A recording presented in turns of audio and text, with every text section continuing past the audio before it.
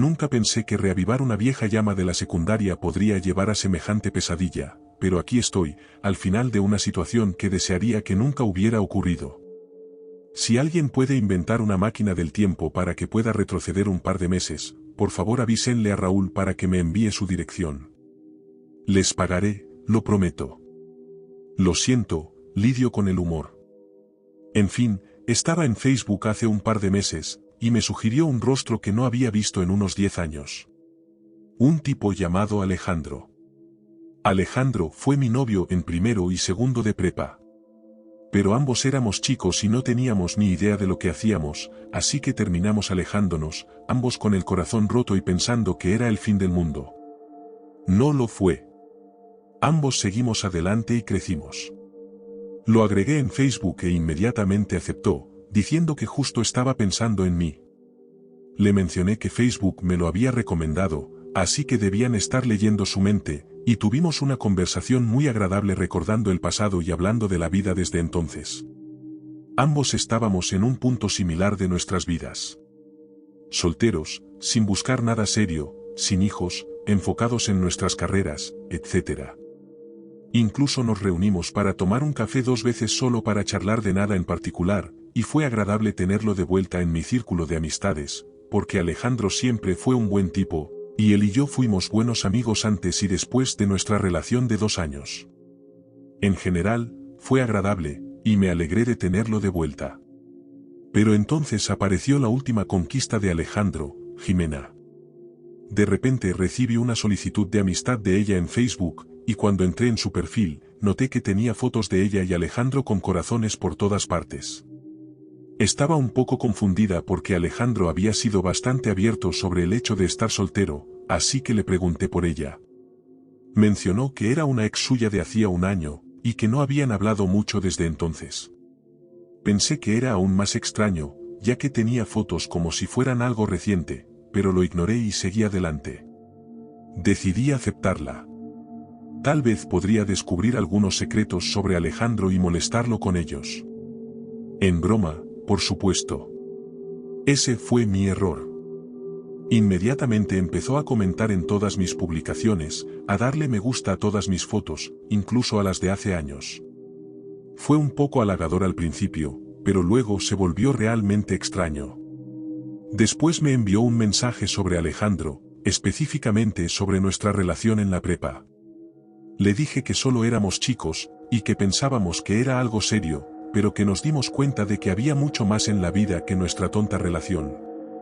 Luego me preguntó hasta dónde habíamos llegado, lo cual fue una pregunta increíblemente invasiva. Le dije que realmente no me sentía cómoda hablando de eso, y empezó a preguntar detalles específicos. Como si le había hecho esto a él, y si él me había hecho aquello a mí. Me sentí un poco asqueada por esto. De nuevo, cosas muy personales que no eran apropiadas para hablar con alguien que acabas de conocer en Facebook. Le dije que terminaba la conversación, y que si seguía, la iba a bloquear. A lo cual, me envió una foto. Una foto que la incluía a ella y a Alejandro en una situación muy comprometedora. No voy a detallarlo, e inmediatamente la bloqueé después de eso. Le conté a Alejandro lo que había hecho y dicho, y él se disculpó profusamente. Dijo que era realmente descabellado, y que no tenía idea de por qué haría eso. Mencionó que habían terminado de forma amistosa, que ella quería hijos y él no, y eso causó una grieta irreparable entre ellos, y que realmente no habían hablado desde entonces. También mencionó que le enviaría un mensaje preguntándole qué demonios le pasaba. Pensé que ese sería el final, pero no lo fue, por supuesto. Una semana después, estaba sentada en una cafetería tomando algo con mi mejor amiga, y de la nada, esta mujer se acerca a nosotras y se sienta en la silla junto a mí en la mesa. La miré como diciendo, ¿cuál es el problema de esta mujer? Y entonces me di cuenta de quién era. Era Jimena. Pero se veía un poco diferente. Cabello más corto, de diferente color, pero la misma cara. Sentí que palidecía mientras me miraba fijamente, con una sonrisa perturbadora y simplemente dijo, «Hola, Emilia». Me di cuenta de que mi amiga estaba tan incómoda como yo, y solo dije, «Oh, hola, Jimena». Se rió, diciendo que tenía miedo de que no la reconociera sin Alejandro encima de ella, y luego dijo que necesitábamos hablar. Le dije que realmente no necesitábamos hablar y que debería dejarme en paz, pero literalmente se rió y me despidió con la mano. Empezó a decirme que necesitaba alejarme de Alejandro, porque eran almas gemelas, y que iban a estar juntos por el resto de sus vidas, y que no había nada que pudiera hacer al respecto. Literalmente respondí con, «Ah, ¿sí?» Y se rió de nuevo. «No, no está bien, Emilia. Estás en mi camino. Alejandro me dejó por ti.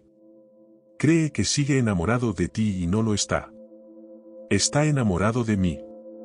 Y vamos a tener una hermosa familia». Movió el brazo y agarró mi mano que estaba sobre la mesa mientras me miraba fijamente. «Si te interpones en mi camino, te voy a matar». Luego se volvió hacia mi amiga que estaba sentada en la mesa y dijo, «A ti también te mataré, ya que eres su amiga». Ambas nos quedamos sentadas en silencio mirándola, probablemente impactadas por lo descarada que era. Luego asintió con la cabeza y dijo, «Bueno, creo que nos entendemos. Me voy por ahora. Adiós». Con un tono realmente alegre, se levantó y salió de la cafetería como si nada. No voy a mentir, estaba aterrorizada por esta mujer. Estaba claramente loca y claramente obsesionada con Alejandro. Y de alguna manera sabía dónde encontrarme un sábado por la mañana al azar.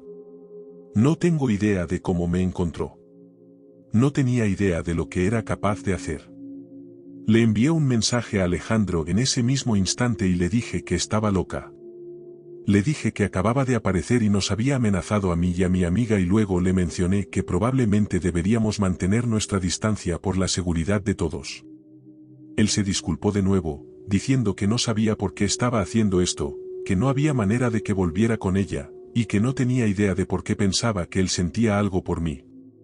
Estuvo de acuerdo, diciendo que probablemente no deberíamos hablar por un tiempo hasta que pudiera aclararlo con ella, y que iba a buscar la manera de obtener una orden de restricción. Y eso fue todo, para ser honesta. Solo han pasado un par de meses desde que sucedió, y honestamente todavía estoy horrorizada de que Jimena aparezca en mi puerta con una pistola, porque Alejandro la rechazó. No he tenido noticias de ella, y no la he visto, pero cada vez que recibo una notificación de Facebook, me pongo tensa. Esta mujer estaba obsesionada con la idea de una vida que nunca iba a tener, y yo aparentemente le estaba impidiendo alcanzar esa vida simplemente existiendo, supongo. Al final, aprendí una lección muy importante de esto. A veces es mejor dejar el pasado donde pertenece. Detrás de ti.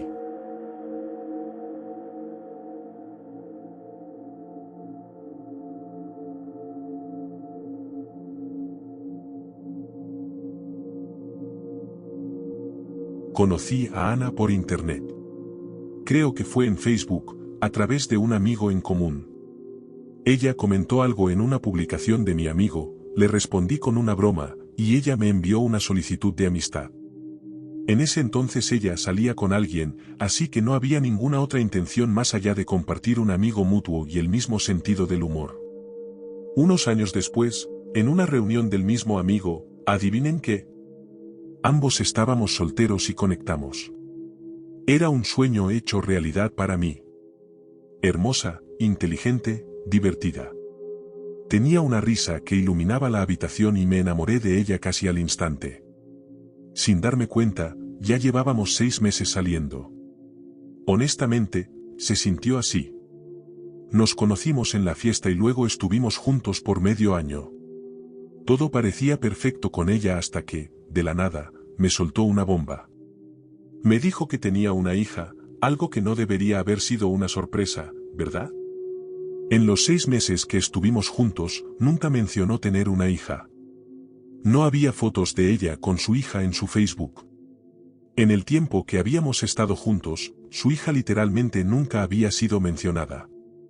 Así que, cuando me dijo, tengo una audiencia por la custodia de mi hija esta semana, yo estaba como, ¿perdón? ¿Tienes una audiencia por la custodia de quién? Peor aún, ella lo minimizó como si nada. Ah, mi hija, Corina, la conoces, te he hablado de ella, etc. Aparentemente, todo este tiempo Corina había estado viviendo con su ex, Ricardo, su padre, y yo genuinamente ni siquiera sabía que esta niña existía. Por supuesto, quería apoyarla.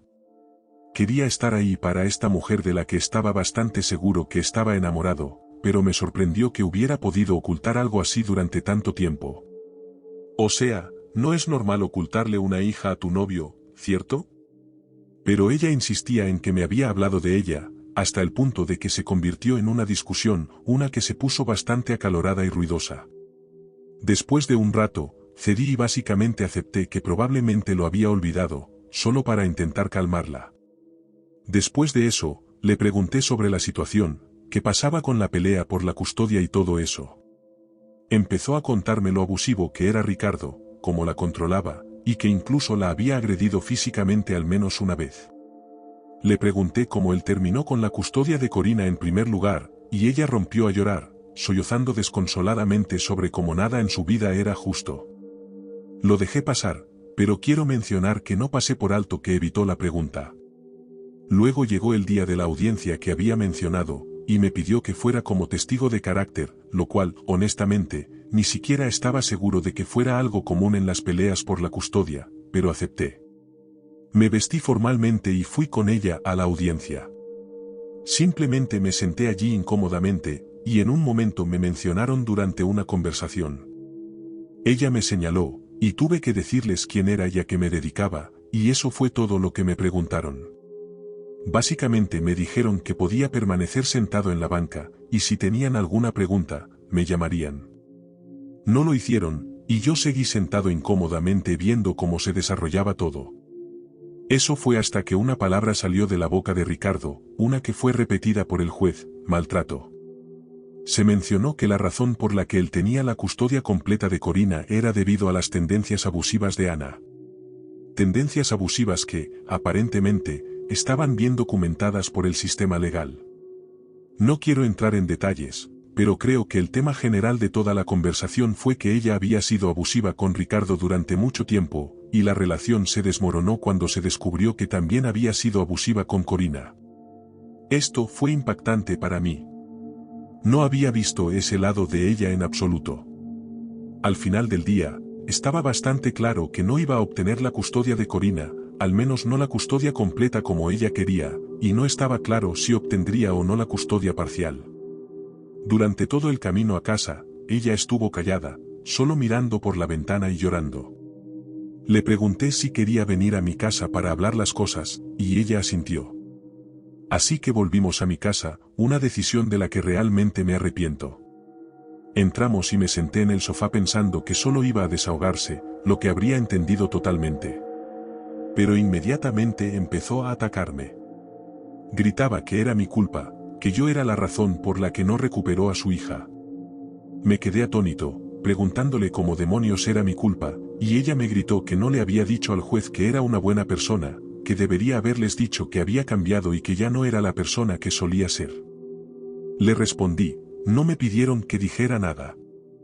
Les habría dicho todo eso si me hubieran preguntado, Ana. Y entonces me golpeó. Me dio una bofetada en la cara y gritó que debería haberme levantado y argumentado por ella como un hombre cuando hablaban de lo abusiva que era. La ironía del hecho de que me había agredido físicamente mientras gritaba sobre cómo no era abusiva era palpable. Tuve que contener la respiración por un momento porque estaba a punto de explotar.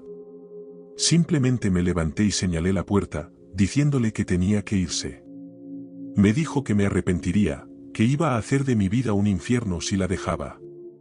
Reiteré que solo quería que se fuera, y que necesitaba ayuda, que ya no podía estar involucrado en su vida. Y entonces dijo algo que me persigue hasta el día de hoy: hagas lo que hagas, será tu culpa por llevarme al límite. Y se fue. Esto claramente era una amenaza, pero no sabía a qué se refería.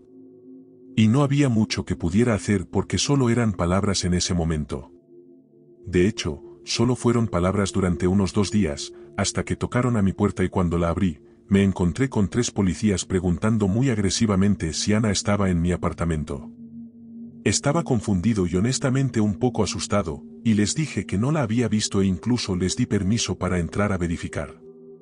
No es algo que normalmente haría, pero esto parecía increíblemente serio. Mientras dos de los oficiales comenzaban a registrar el apartamento y a revisar las habitaciones, el tercero me pidió que tomara asiento porque tenía algunas preguntas para mí. Le pregunté qué estaba pasando, y él me preguntó cuándo fue la última vez que había visto a Ana. Le dije que habían pasado un par de días. Me presionó más, pidiéndome una hora específica, cosas que se dijeron, etc. Le conté todo sobre la discusión, como estaba molesta por el caso de custodia, y le dije que se había ido después de que se puso física conmigo, y eso fue todo.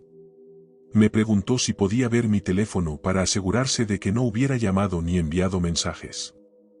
Le mostré que la última llamada fue de ella esa mañana que tuvo la audiencia y que no me había enviado mensajes de texto desde antes de eso. Y le dije que no había tenido ningún contacto con ella desde entonces. Entonces, de nuevo, pregunté qué demonios estaba pasando. Los otros dos oficiales regresaron a la sala de estar y fue entonces cuando comenzaron a explicarme las cosas. Aparentemente, yo fui la última persona en ver a Ana antes de que fuera a la casa de Ricardo. Dedujeron de él que ella estaba angustiada y le preguntó si podía entrar, y él les dijo que ella había dicho algo sobre que yo la había agredido, y por alguna razón él le creyó y la dejó entrar. En algún momento, ella había tomado un objeto contundente y lo había noqueado, y luego secuestró a su hija, y había estado huyendo desde entonces. Querían asegurarse de que yo no tuviera nada que ver con eso. Les dije que no era parte de eso, que habíamos terminado ese día debido a la discusión, y les dije que no la había tocado en absoluto, mencionando que ella me había golpeado y que fue entonces cuando le dije que se fuera. Parecieron creerme y me dijeron que si escuchaba algo de ella, debía llamarlos inmediatamente. Estuve de acuerdo, y les dije que lo haría, y después de que se fueron, estaba perdido. ¿Cómo esta mujer de la que creía estar enamorado había logrado convertirse tan rápidamente en alguien que llegaría tan lejos como para secuestrar a una niña? ¿Cómo nunca había visto las señales de quién era ella realmente? ¿Estaba realmente tan desilusionado, o era ella tan buena ocultándolo? Aquí es prácticamente donde termina la historia para mí. Después de que la policía me hizo las preguntas, ya no estuve involucrado. Al día siguiente, atraparon a Ana. Obviamente la estaban buscando y ella se quedó en la ciudad. De hecho, fue a la casa de su madre y se escondió allí. Le dijo a su mamá que había ganado la custodia de Corina, pero su mamá no le creyó, y la policía apareció para hacerle preguntas. Cuando lo hicieron, Ana estaba allí, y fue arrestada. Eso fue todo.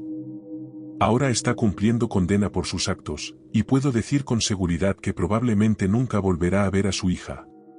¿Es triste? Absolutamente. Corina no merece crecer sin su madre, pero al mismo tiempo, Ana realmente no merece estar en su vida por lo que hizo. Puedo terminar esto diciendo que sé con certeza que Corina está bien. Me hice muy amigo de Ricardo después de todo esto. Nos encontramos en un GameStop un día, de todos los lugares, y finalmente pudimos reírnos de la locura. Hemos salido, jugado Call of Duty bastante, y puedo decir que Corina, que acaba de cumplir 9 años, es una joven muy feliz e inteligente, con un futuro muy brillante.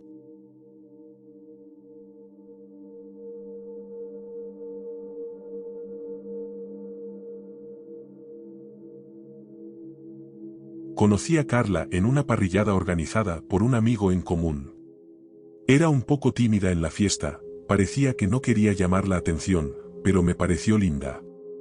Después de un par de copas, pensé, ¿por qué no presentarme a esta chica tan linda y reservada?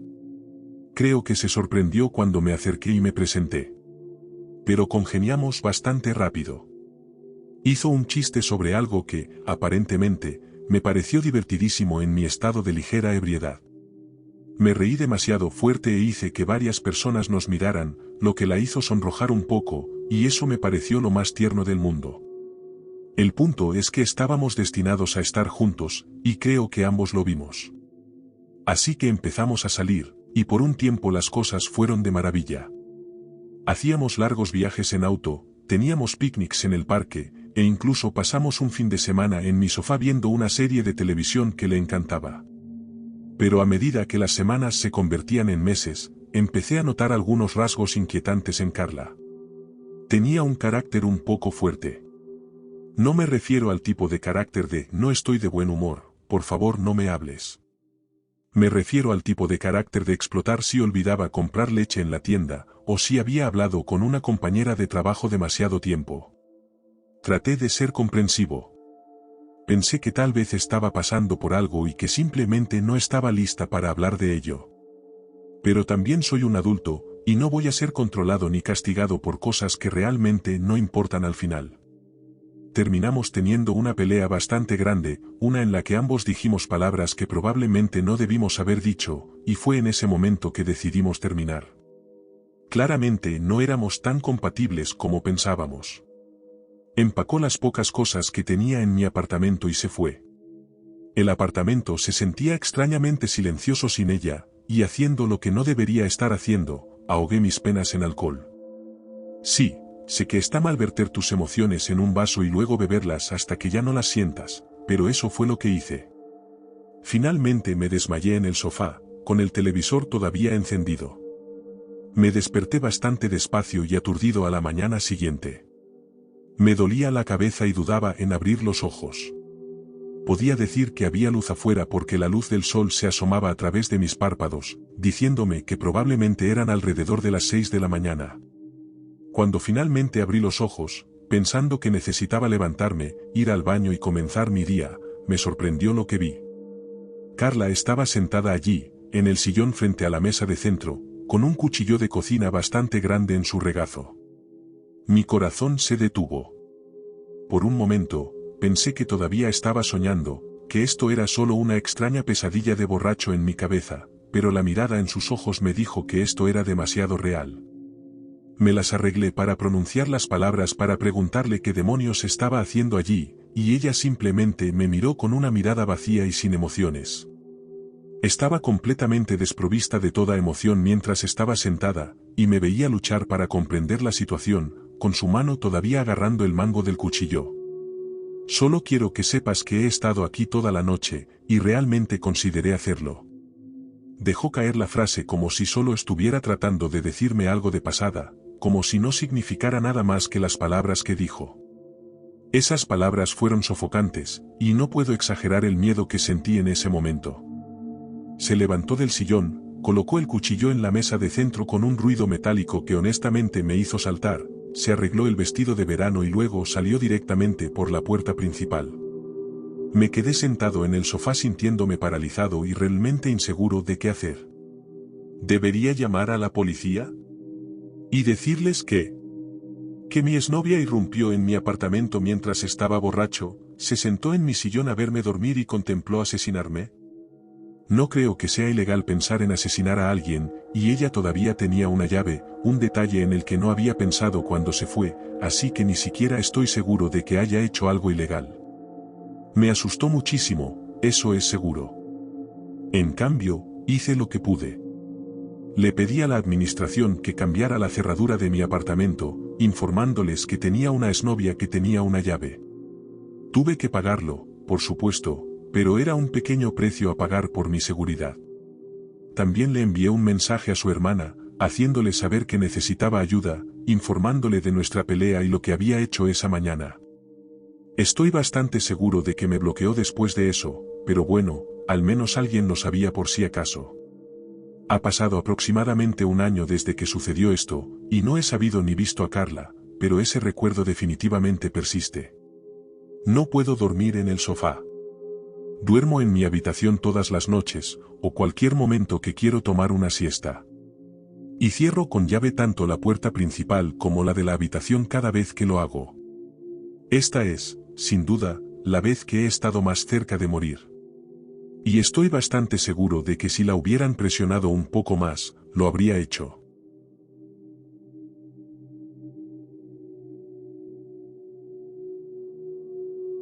Esperamos que hayan disfrutado de estas historias reales de terror en el reparto de comida.